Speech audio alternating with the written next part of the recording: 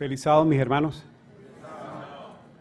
La gracia de nuestro Dios y Creador y de nuestro Señor Jesucristo sea con cada uno de ustedes en esta mañana. Es un privilegio trazar la palabra del Señor en este recinto y en este su día sábado. De lleno de gozo, hermanos, en verdad, ver qué grande es la lista de personas que hoy nos visitan. En verdad es un honor tenerlos en este medio, en la casa del Señor. En la medida que los nombre, me gustaría que se pudiesen colocar de pie y algún hermano que esté cerca le dé un saludo fraterno a estas personas. Primera es Sandra Figueroa. Dios te bendiga, Sandra. Bienvenida. Heriberto Figueroa. Dios le bendiga, hermano. Bienvenido. Margarita de Figueroa. Dios te bendiga. El Señor bendiga a su familia. Cristian Figueroa. Bienvenido, Cristian. Bendiciones. Daisy Jaspe. ¿Dónde estará Daisy Jaspe? Bueno. Miguel Hernández. Dios te bendiga, Miguel, bienvenido. Joana Herrera. Bienvenida, hermana. Andy Gabriel Chaparro. ¿Dónde se encuentra nuestro hermano Andy? Seguimos, David Isturiz. Bienvenido, David. Señor sea contigo. Carlos Isturiz. Bienvenido, Carlos. Harry Nieto. Bendiciones, hermano. Bienvenido. Nelson Nieto. Bendiciones. Cecilia Oliveros. Bendiciones, hermana. Rocío Díaz. Me suena conocido. Dios te bendiga, Rocío. Rocío Arrieta. Bienvenida, hermana. Bienvenida. En verdad, es un gozo, hermano, compartir con ustedes la palabra del Señor. Sean todos bienvenidos y bienvenidas. Quisiera que fuésemos a lo que fue nuestra lectura bíblica en el libro de Isaías capítulo 58, y vamos a leer del versículo 6 al 8. Reza de la siguiente forma: ¿no es más bien el ayuno que yo escogí, desatar las ligaduras de impiedad, soltar las cargas de opresión y dejar ir libres a los quebrantados y que rompáis todo yugo? ¿No es que partas tu pan con el hambriento y a los hombres errantes, a los pobres errantes, albergues en tu casa, que cuando veas el desnudo lo cubras y no te escondas de tu hermano? Entonces nacerá tu luz como el alba, y tu salvación se dejará ver pronto, e irá tu justicia delante de ti, y la gloria de Jehová será tu retaguardia. Que el Señor nos bendiga. Les invito a que inclinemos nuestro rostro para que tengamos una oración. Al trazar la palabra de Dios siempre es bueno que el Señor ministre en ella. Oremos. Buen Dios y cariñoso Padre que moras en las alturas, te damos gracias, Señor, porque aunque tu trono está en el cielo, tu presencia está en nuestro medio a través de la persona del Espíritu Santo. Sea propicio, Señor, a nosotros que somos pecadores. Límpienos de toda impureza. Que su voluntad pueda ser la nuestra, Señor. Elimina todo ruido que esté en este lugar, Señor. Que los ángeles puedan fijar tu palabra en nuestros corazones. Que la persona que va a predicar tu palabra pueda estar escondido detrás de la cruz del Calvario. Y seas tú, Señor, el que hable palabras de vida para vida eterna. En Jesús, amén. Y amén. Hermanos, para mí la experiencia de predicar la palabra no ha sido una experiencia fácil. ¿Sabe que cuando uno analiza la vida de Jonás, se da cuenta de que todos tenemos algo de Jonás en nuestras vidas? Por muy pequeña que sea la experiencia, todos tenemos algo de Jonás en nuestras vidas. Me dio un gusto ver a mi hermano Brazón cómo narraba una historia y verla que estaba una historia de la palabra de Dios y ver cómo la relata, cómo el Señor impresiona nuestras mentes, ¿verdad? A través de un relato y queda fija en nuestras mentes. Les digo eso porque la experiencia de Jonás, que es como una historia, va a quedar plasmada hoy en nuestras mentes de una forma diferente. Fíjense ustedes, con la ayuda del Señor. Jonás fue una persona rebelde a la hora de ir a predicar a un sitio llamado Nínive. ¿Recuerdan ese pasaje? El Señor le dijo, necesito que vayas a predicar a Nínive y le des este sermón o esta predicación. Y él no quiso, hermanos. Nosotros sabemos muy bien la historia, que él no quiso, ¿cierto? ¿Quiénes recuerdan esa historia? A ver. Amén. Pero ¿sabes que hay algo que me llamó la atención de Jonás? Y el por qué le digo que yo me siento identificado, les voy a explicar por qué. Jonás tuvo 3 días en el vientre del pez. ¿Sí o no? 3 días. Y yo me imagino que ese pez durante 3 días nadó por un sinfín de lugares y muchos mares. Cuando el pez vomita a Jonás en la orilla de la playa, yo me imagino, hermano Brazón, que Jonás diría, me voy a parar y voy a preguntar dónde estoy. Yo me imagino que durante 3 días ese pez navegó por muchos sitios. ¿Sí o no? A lo mejor, mira, me soltó del otro lado del continente. Me escapé. Pero cuando Jonás llegó a la orilla, le preguntó a una persona, mira, ¿dónde estoy? Porque estuve en el vientre de un pez durante 3 días y 3 noches. Y yo necesito saber dónde estoy para irme a mi ciudad natal. Qué impresionante, hermanos, el escuchar a Catherine cuando el hombre le dijo, usted está en Nínive. Wow, hermanos. Déjenme decirles algo en esta mañana, mis hermanos. Yo estoy seguro que ustedes están destinados a la salvación. Yo estoy confiado en el Señor de que todos los que hoy estamos aquí fuimos llamados para la gloria de su nombre y ser salvos. Lo creo. Hermanos, de la forma que ustedes menos imaginan, el Señor lo va a poner a ustedes a predicar el Evangelio. Queramos o no queramos, el Señor nos va a llevar a predicar el Evangelio. Esta es una iglesia, hermano, que fue constituida con una sola finalidad. Buscaba yo el término o el concepto de la palabra iglesia. Y de tanto estudiar me di cuenta que iglesia es una congregación de hermanos. Es un grupo de hermanos reunidos con un fin de adoración. ¿Sí o no? Pero el Señor dice que donde hayan 2 o más en su nombre, Él está en medio de ella. Y eso es una iglesia. ¿Sí o no? A mi hermana Rocío.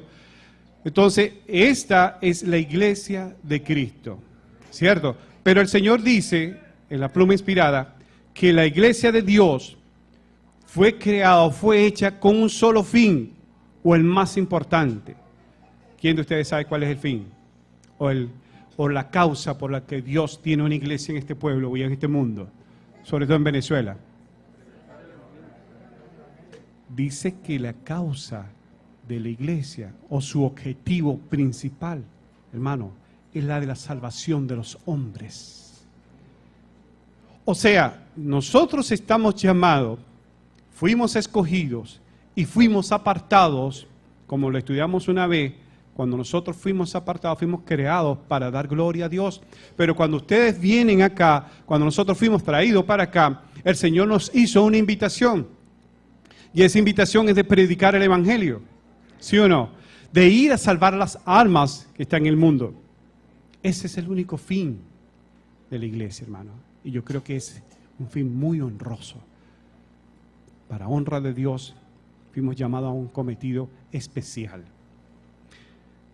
Veía yo en estos días, bueno, hace días, la predicación de un gran hombre. Me llamó la atención.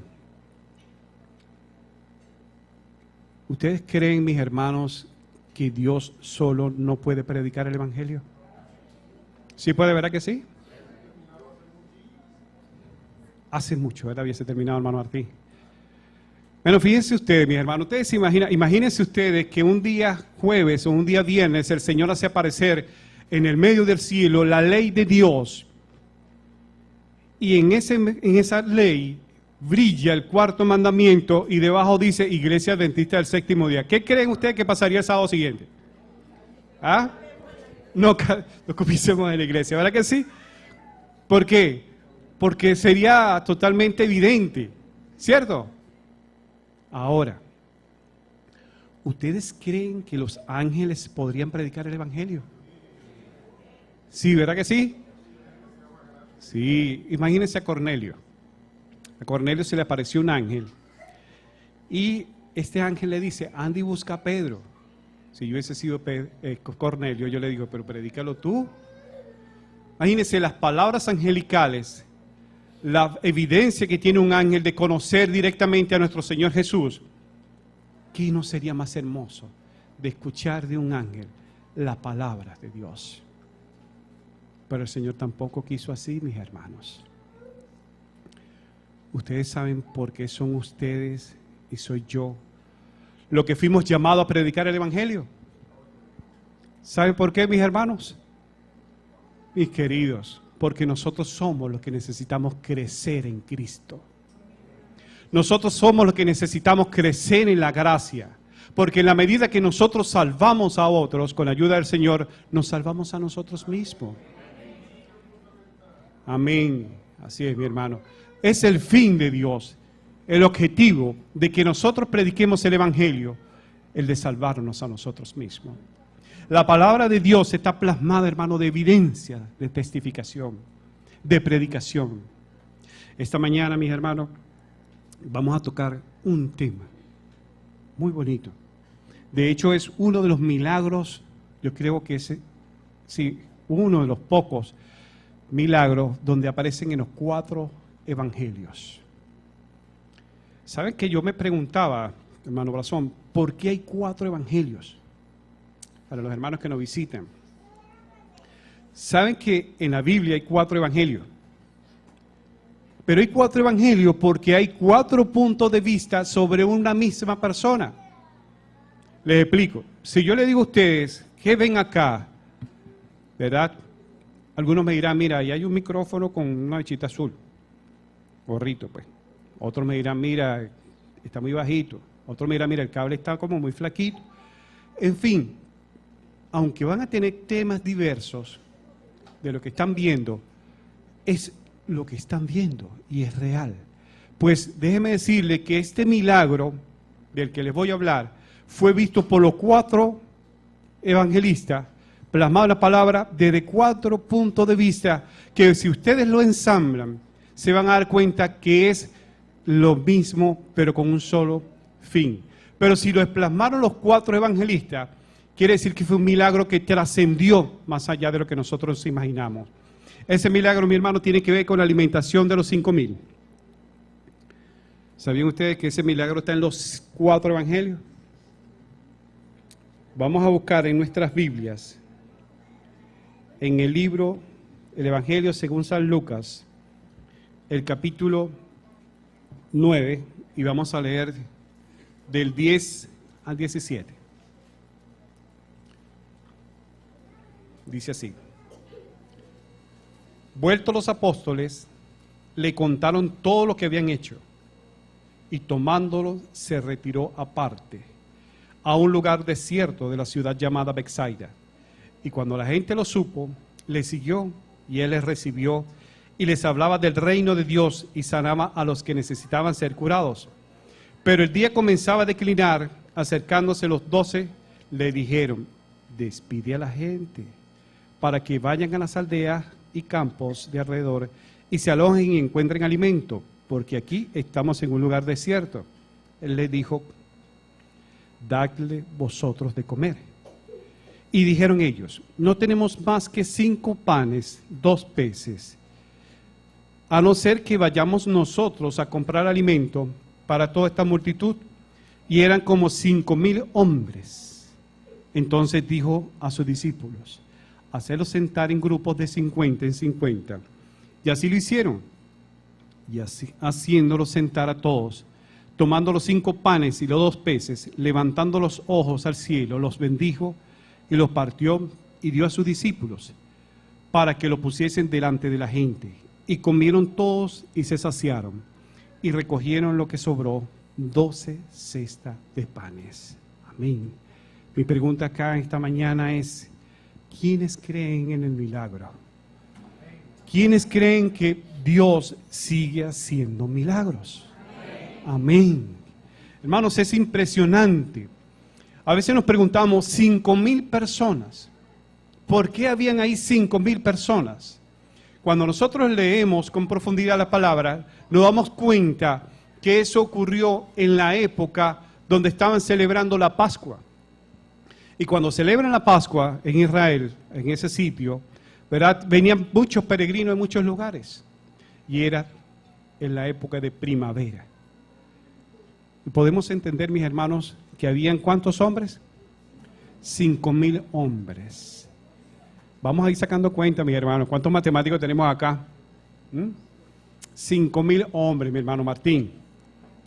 Ahora, si hablamos de 5,000 hombres, ¿verdad? Si yo digo, nos reunimos aquí en la mañana en el Marqués, aproximadamente unos 100 hombres. ¿Y las mujeres? ¿Y los niños? ¿No lo contamos? ¿Cuántas mujeres creen ustedes que estaban con estos 5,000 hombres? Como 5,000 mujeres más también, ¿verdad? Porque las mujeres por lo general son más que los hombres donde estén. ¿Verdad? Por ejemplo, si sacamos una estadística aquí, nos vamos a dar cuenta que si habemos 100 hombres, que hay 200 mujeres, mínimo.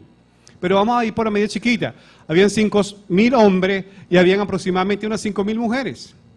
¿Sí o no? Ahora, ¿cuántos niños creen ustedes que habrían? ¿Ah?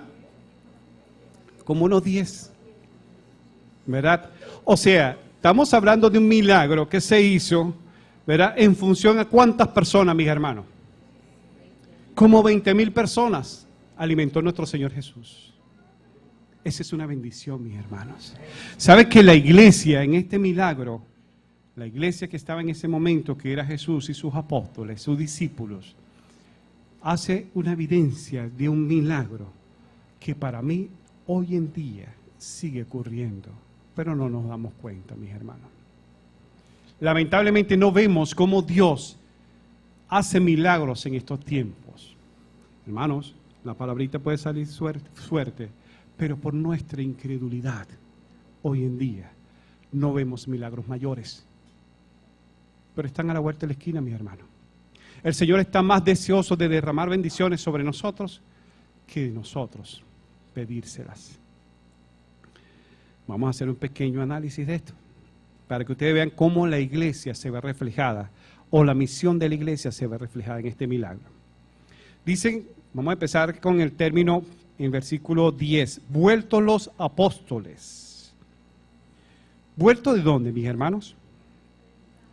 De predicar, mi hermana María Matos, de predicar. Anterior a este pasaje, fíjense cómo dice acá, en el capítulo 9 de Lucas, versículo 1, dice, ¿la misión de qué?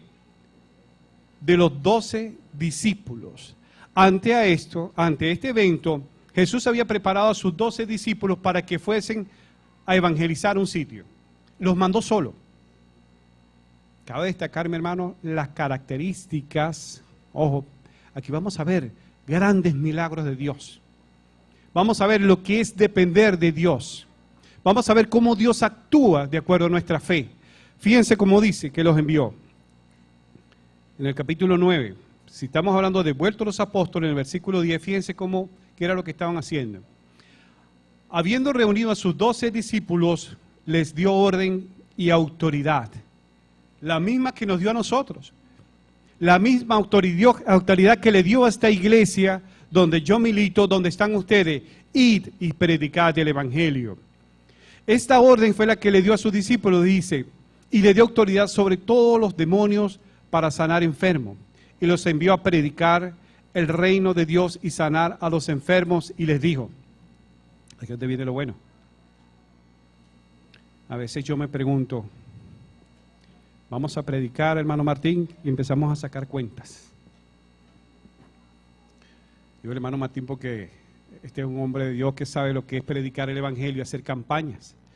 Hermano Martín, esta es una campaña evangelística, esto que vemos aquí.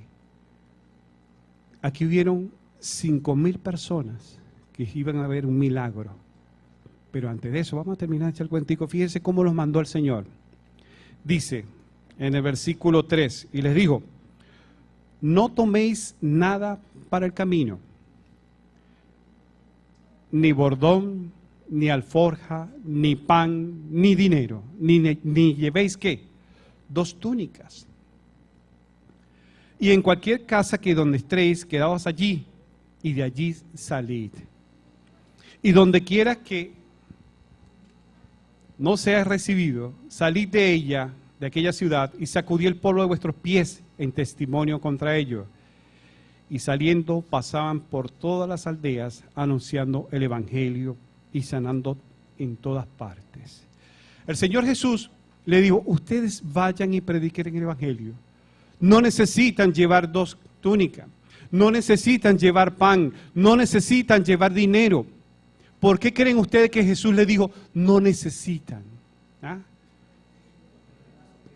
Porque el Señor Jesús los mandó con el Espíritu Santo. Hermano, no estuvo el pueblo de Israel 40 años en el desierto, mi hermano, y en esos 40 años la ropita se conservaba, los calzados se conservaban, el alimento nunca faltó. Hermanos, ¿cuándo nos dijo a nosotros el Señor que para predicar el evangelio necesitamos tal cantidad de cosas?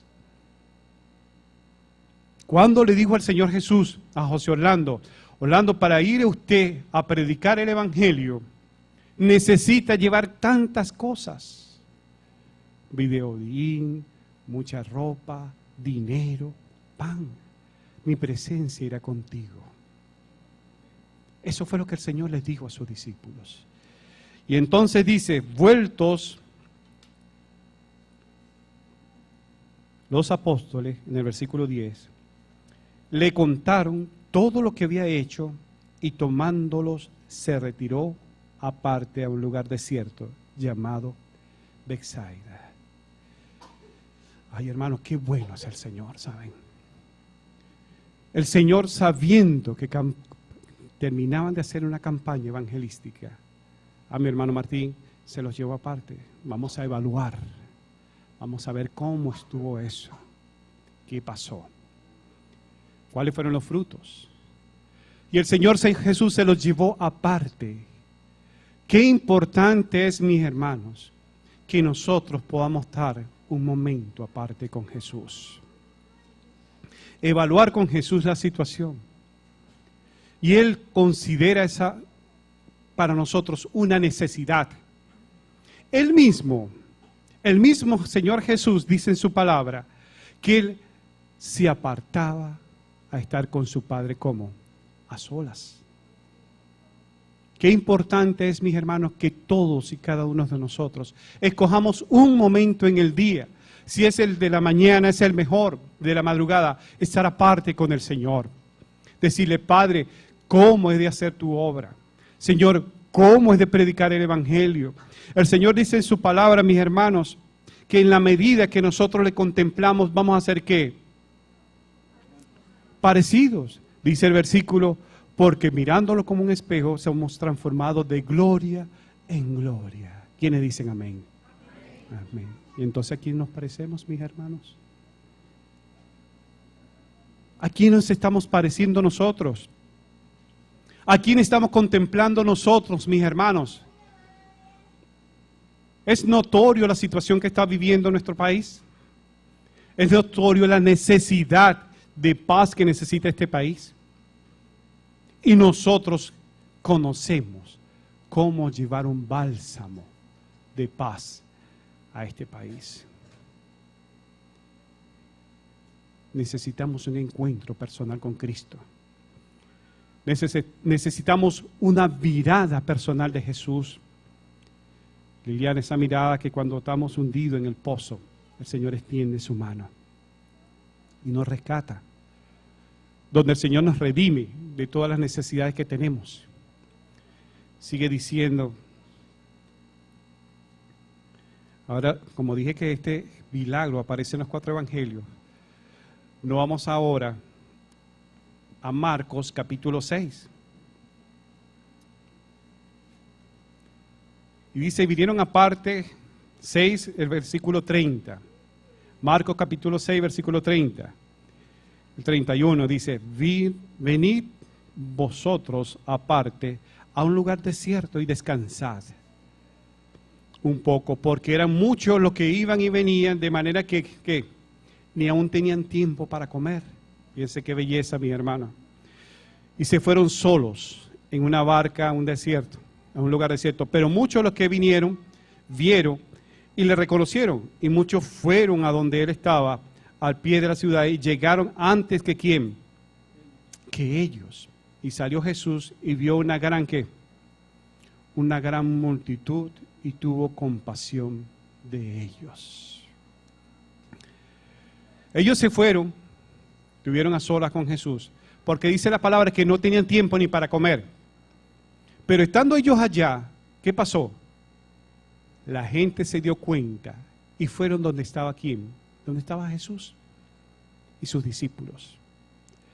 Y una de las palabras que más me impresiona, mis hermanos, es la palabra, tuvo compasión de ellas.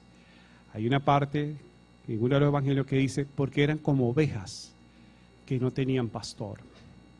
Podemos imaginarnos, mis hermanos, 5,000 personas en ese sitio, sin contar las mujeres y los niños. Eso pareciera como un gran rebaño en un pasto verde. Y Jesús dice que Él tuvo compasión de ellas. Movido a compasión. ¿Qué significa para nosotros la palabra compasión? A ver, Pedro, ¿qué crees tú que significa compasión? Bondad, misericordia. Una palabra grandísima. Mis hermanos, ¿saben que hubo una persona, un samaritano, que dice la palabra de Dios, que tuvo misericordia de un hombre que vio que estaba medio muerto? Y esta persona que estaba medio muerto, el Señor Jesús vendó sus heridas,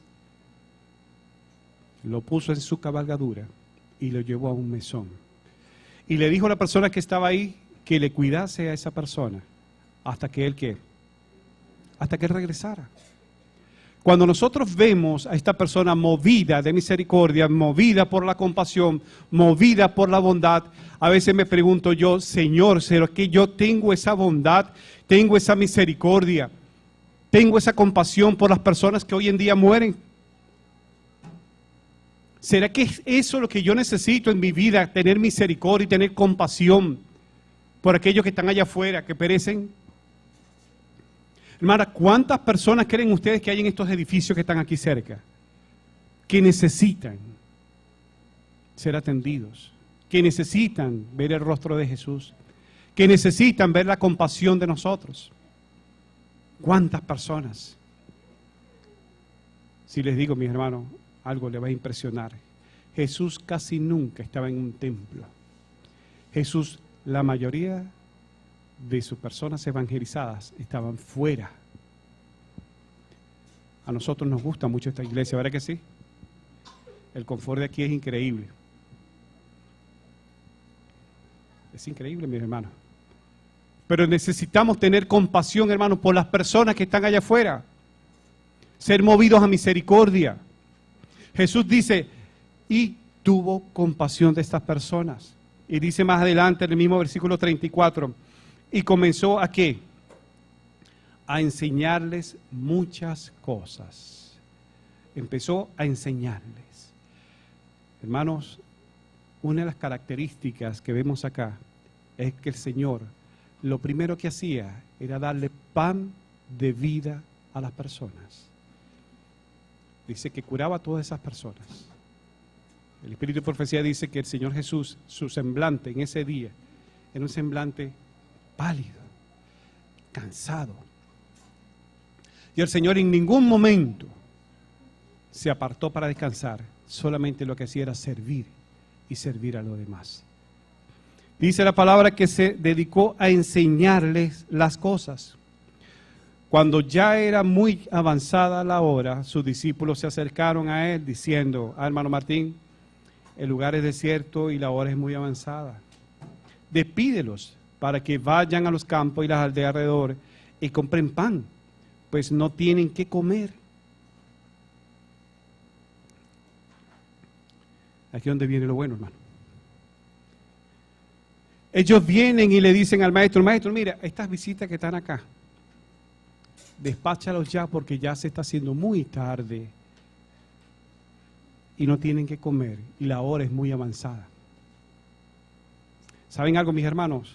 Esas personas duraron casi todo el día, Manuel, ahí con ellos. ¿Tú crees que querían irse? No. Todo aquel que tiene un encuentro con Jesús, mis hermanos, jamás se quiere ir de su lado. Aquel que conoce a Jesús, aquel que ha tenido la oportunidad de predicar la palabra y escuchar la voz de Jesús, no quiere separarse de Él. ¿O no le ha pasado así, mis hermanos? Que a veces estamos en la mañana, tenemos el culto matutino, estamos leyendo la palabra. Ay, Dios mío, ya tengo que irme al trabajo. Todo aquel que tiene un encuentro con Jesús, hermano, ve correr las horas y quisiera estar todo el día a su lado. Así estaban ellos. Ellos no querían irse de ese sitio. Y los discípulos como: Señor, despáchalos. ¿No ves la hora que es? No tienen para comer. Y aquí viene la pregunta no, la orden directa del Señor Jesús.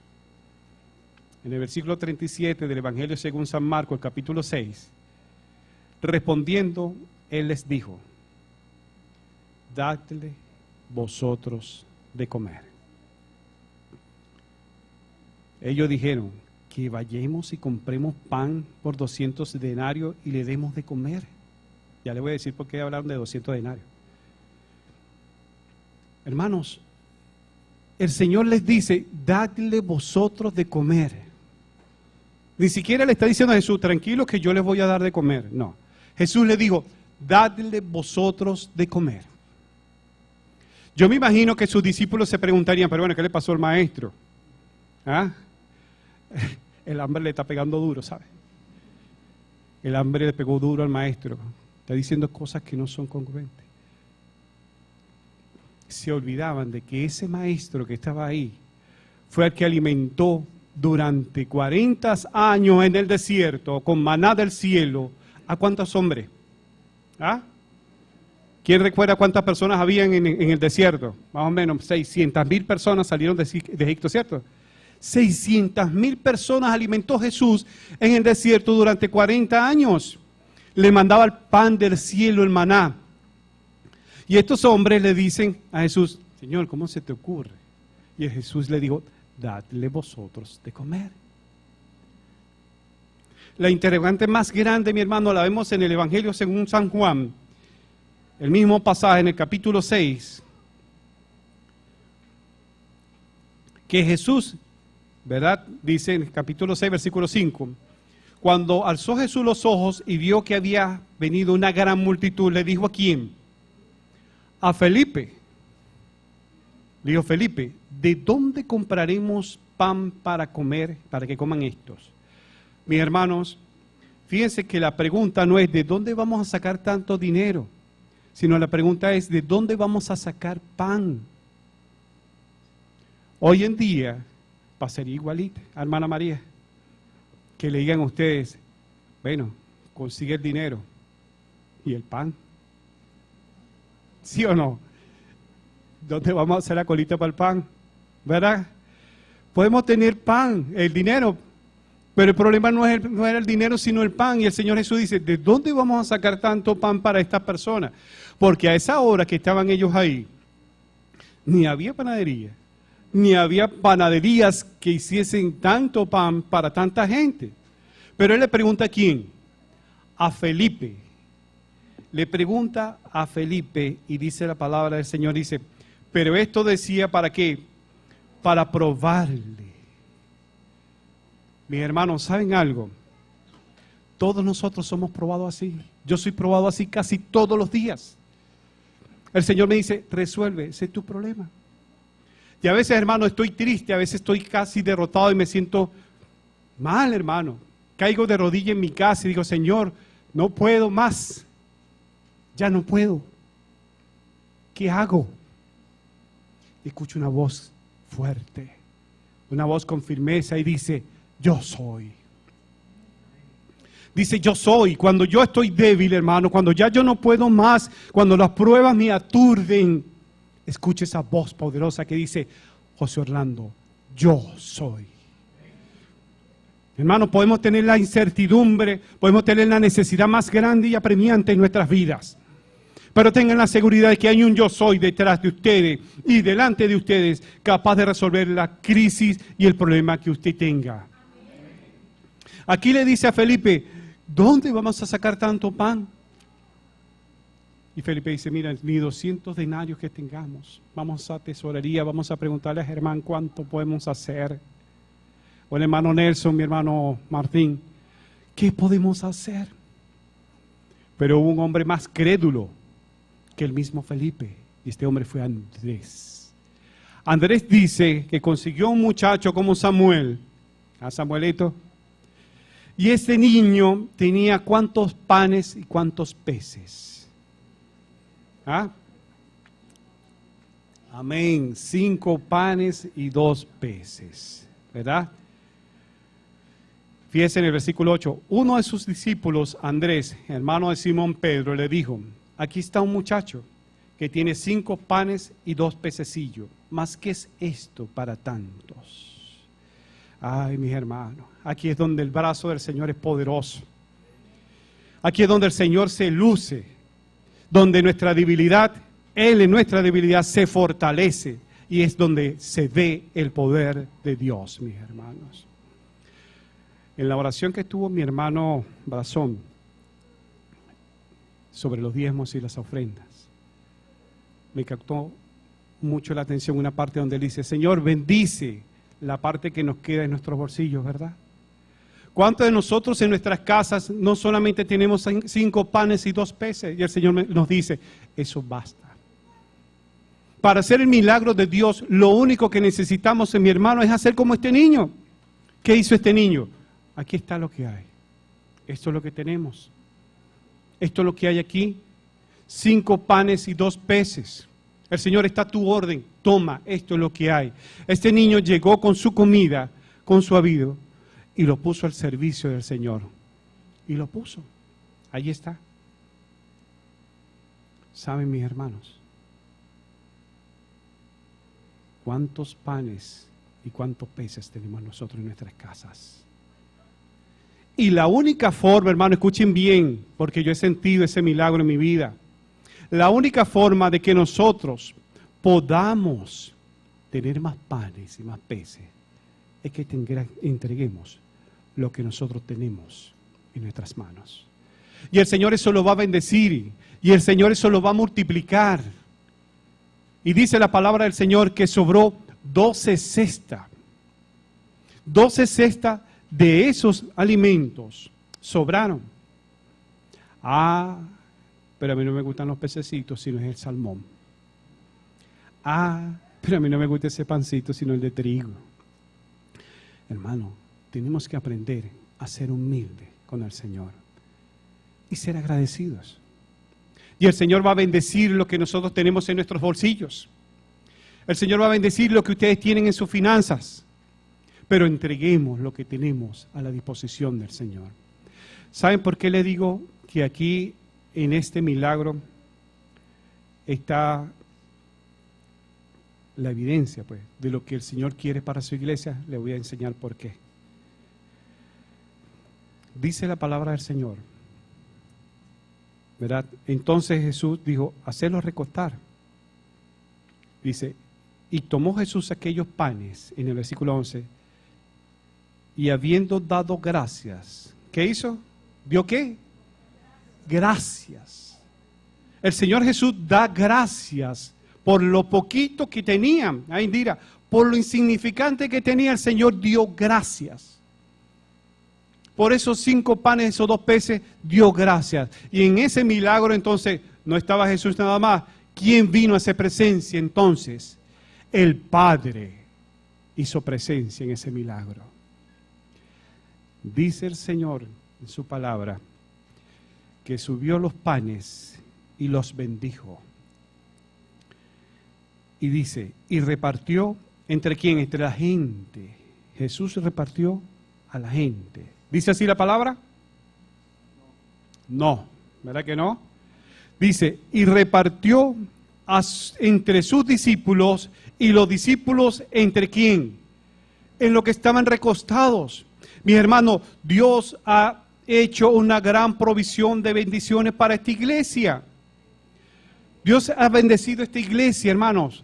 No nos damos cuenta de esos milagros, pero Dios quiere bendecir esta iglesia. Y lo que Él dé a esta iglesia y lo que dé a estos discípulos que están aquí, ¿es para qué? ¿Para qué, mis hermanos? Díganlo. Para que lo compartan con la gente que no conoce del mensaje. No solamente es el pan físico.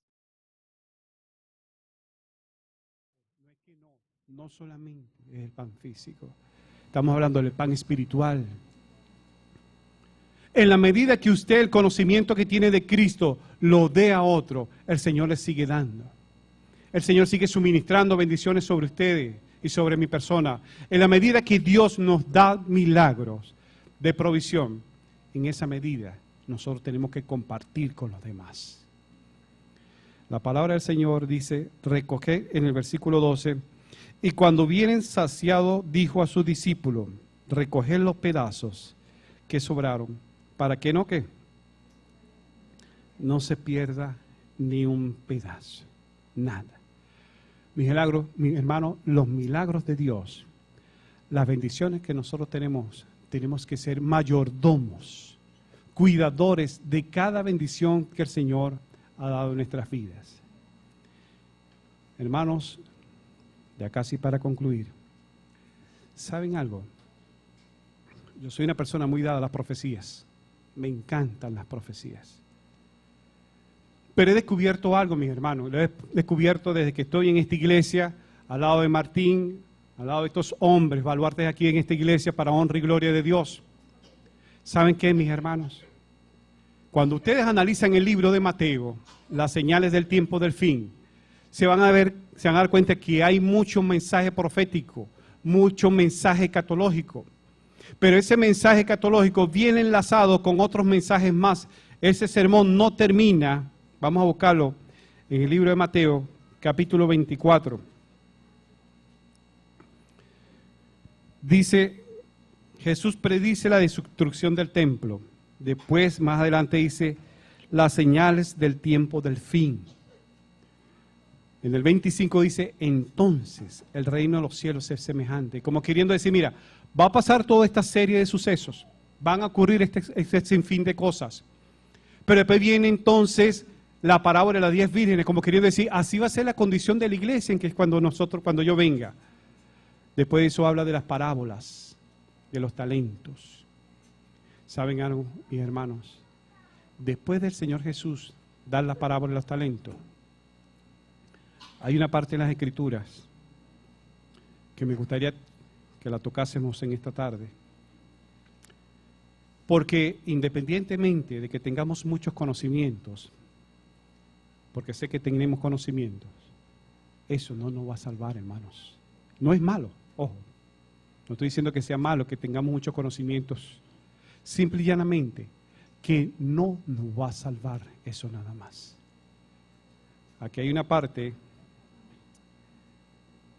en el capítulo 25, vamos a leer el versículo 30. Dice, 25:30 de Mateo, Cuando el Hijo del Hombre venga en su gloria, fíjense, estamos hablando ya del final de todo, y todos sus santos ángeles con él, entonces se sentará en su trono de gloria, y serán reunidos delante de él todas las naciones, apartará los unos de los otros, como aparta el pastor las ovejas de los cabritos, y pondrá las ovejas a su derecha, y los cabritos ¿a dónde? A su izquierda.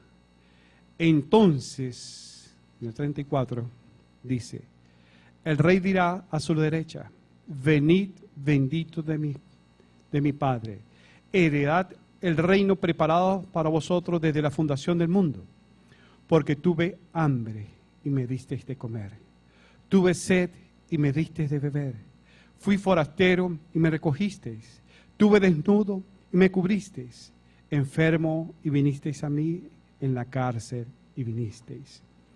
Entonces los justos le responderán diciendo, Señor, ¿cuándo te vimos hambriento y te sustentamos, o sediento y te dimos de beber?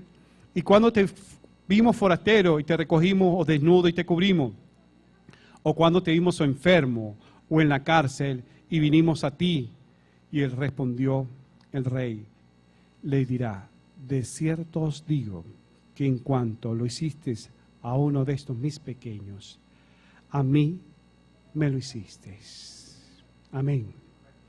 Mi hermano, independientemente de lo que ustedes conozcan, independientemente de lo que profesemos, si nosotros no aprendemos a compartir, si nosotros no aprendemos a tener compasión con el prójimo, si nosotros nos vamos a llevarles pan de vida a ellos, y si hay una necesidad material, la podamos compartir con ellos. Si nosotros no lo hacemos, mi hermano, va a decir como le dice a los cabritos, apartaos de mí, hacedores de maldad.